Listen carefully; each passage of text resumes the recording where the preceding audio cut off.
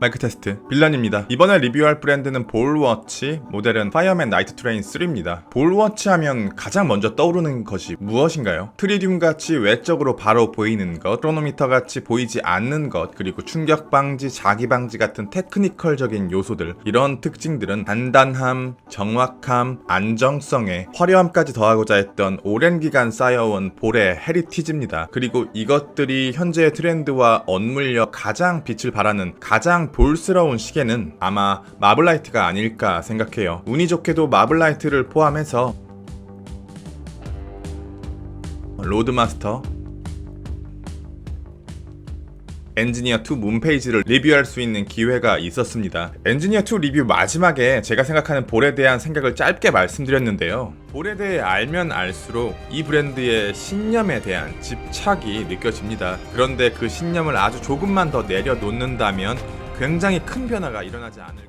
볼이 지향하는 방향성, 볼의 정체성은 볼의 역사에서 볼 수 있듯이 인스트루먼트 와치라 생각합니다. 한국어로는 툴와치라 표현하는 게 더 익숙할까요? 소위 말하는 명품 시계, 대중들이 선호하는 누가 봐도 화려한 시계를 만드는 것이 목표가 아니라 실전을 위한 시계를 만들어요. 그렇기 때문에 모델의 특수성에 따라 다양한 기능들이 추가되고 필연적으로 커지면서 두꺼워지면서 무거워지는 경우가 있습니다. 거기다 볼은 최소한의 럭셔리함까지 놓치지 않고자 해요. 그런데 저는요, 현재 볼에서 기능을 조금 더 줄이더라도 화려함을 조금 덜 하더라도 볼의 양 어깨에 짊어진 브랜드 헤리티지의 무게를 조금만 더 내려놨으면 했어요. 제가 예전부터 이 모델을 언급한 이유도 그것이었고요. 이것은 볼의 감성을 놓지 않는 선에서 가장 많이 덜어낸 모델이 아닐까 생각해요. 이 시계의 메리트는 다이얼에 있습니다. 가장 덜어내는 디자인을 가졌다라고 말씀드렸지만 자세히 보면 다이얼만큼은 어떤 시계보다 복잡합니다. 복잡하다라기보다는 꽉 차있다라고 말씀드리는 게 더 정확할 것 같아요. 다이얼 내부의 디자인은 도형 단 두 가지로 만들어져 있어요. 사각형과 삼각형. 61의 직사각형과 네모난 핸즈와 하나의 삼각형으로 디자인되어 있는데요. 수많은 인덱스는 빽빽하면서 규칙적으로 정렬되어 있기 때문에 61개의 다수가 모여 하나의 거대한 원형 도넛을 만듭니다. 멀리서 보면 하나지만 가까이서 보면 여럿이에요.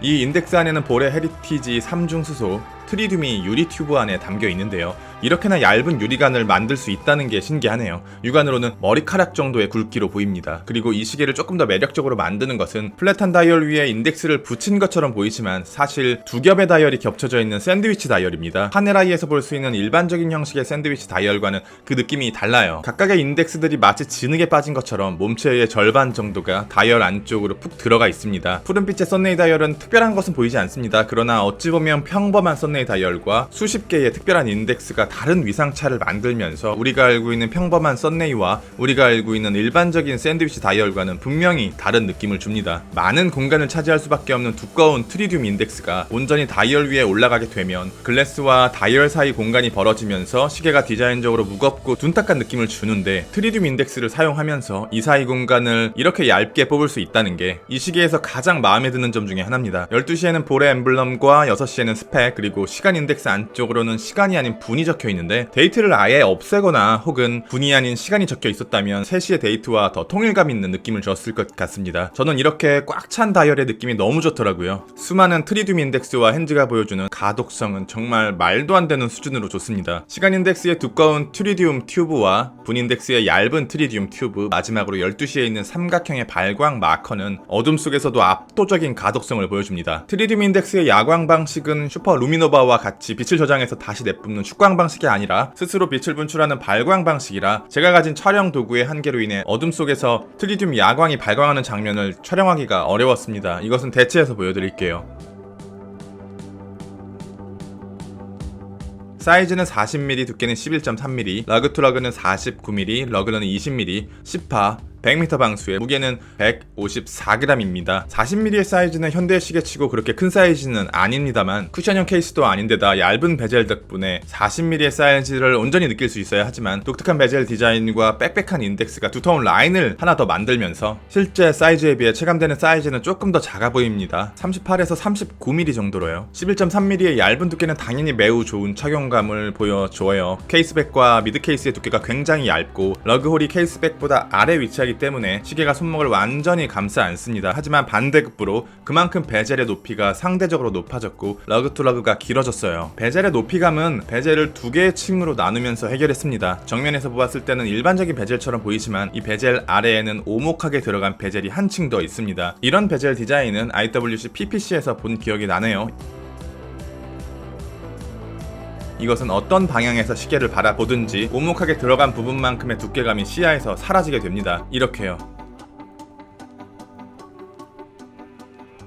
러그홀이 케이스백보다 아래 위치하기 때문에 러그 투 러그의 길이는 아주 길게 아래로 뽑혔어요. 러그의 길이가 점점 짧아지고 있는 최근의 트렌드에 비해서는 긴 편인 것 같습니다. 그리고 케이스와 러그 사이에 독특한 디자인을 남겨두면서 디자인의 연속성을 끊어 놓았습니다. 이것은 회중시계에서 손목시계로 넘어가는 시대에 있었던 빈티지 시계에서 종종 볼 수 있는 디자인인데요. 다이얼이 보여주는 느낌과는 조금 상반되는 디자인 같습니다. 볼은 마감을 되게 화려하게 하는 편입니다. 인스트루먼트 와치를 추종하는 브랜드임에도 마감 방식에서는 기이할 정도로 폴리싱 의 비율이 높습니다. 이건 역시 러그와 브레이슬릿의 일부를 제외하면 거진 다 폴리싱으로 마감이 되어 있는데요. 저는 브러싱보다 폴리싱이 더 어려운 마감 방식이 아닐까 생각해요. 브러싱 같은 경우에는 육안으로도 그 퀄리티가 쉽게 티가 나는데 반해 폴리싱은 언뜻 봐서는 그 수준을 가늠하기가 쉽지 않습니다. 하지만 촬영을 하면서 빛을 케이스에 때려보다 보면 하이엔드나 롤렉스, 그랜드 세이코 같이 마감에 장점이 있는 브랜드들은 확실히 브러싱뿐만 아니라 폴리싱 역시 다른 수준에 있다는 걸 알게 되고 볼 또한 굉장히 높은 수준을 가졌다는 것을 느낄 수 있습니다. 방수는 100m입니다. 방수가 높다는 것은 곧 두께가 두껍다는 것과 같은 말이거든요. 최근에 오메가에서 출시한 울트라 딥, 수려한 디자인으로 무려 6000m의 방수 성능을 지녔지만 18.2mm의 두께를 갖고 있습니다. 시마스터 다이버 300보다 더 짙은 헤리티지와 더 예쁜 디자인을 가진 플래닛 오션이 사람들의 우선순위에서 뒤로 밀리게 되는 것은 결국